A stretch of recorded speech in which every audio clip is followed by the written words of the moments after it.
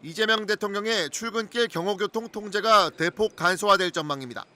어제 임명된 황인권 신임 경호처장은 대통령 출퇴근 시 교통정체를 해소하고 국민 불편을 최소화하기 위한 방안을 마련하라고 지시했습니다.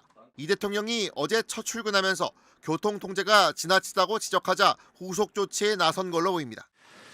이제는 국민을 위한 열린 경호, 낮은 경호를 통해서 경호실의 변화를 이끌어낼 것입니다. 앞으로 대통령 출근한다고 길 너무 많이 막지 마시면 좋겠습니다. 제가 아침에 출근하는데 너무 불편하고 사실은 안 좋았습니다. 경호처는 이 대통령 출근길 교통통제 구간을 최소화하고 경호를 위해 따라붙는 차량 행렬 길이도 최소화하기로 했습니다.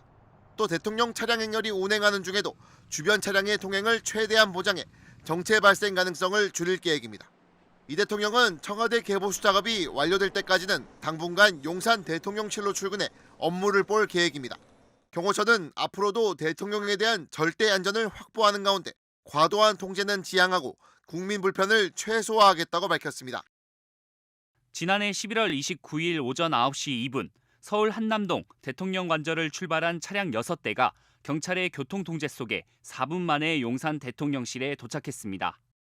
그런데 4시간이 지난 오후 1시 9분 한 무리의 차량이 다시 경찰의 도움을 받아 관저에서 대통령실로 이동했습니다.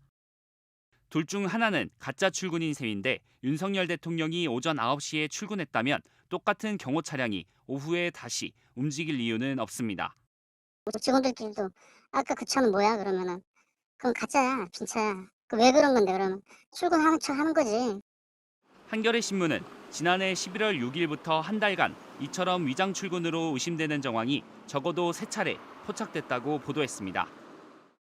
현직 경찰만 가입할 수 있는 익명 커뮤니티엔 기동대랑 용사는 이미 다 아는 사실, 여름엔 더 심했다는 등 격한 반응이 쏟아졌습니다.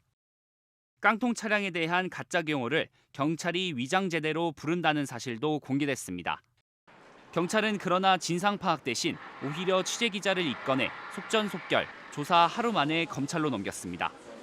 한남동 관저 주변 상가 옥상에 허락 없이 올라갔다는 이유로 건조물 침입 혐의를 적용했습니다.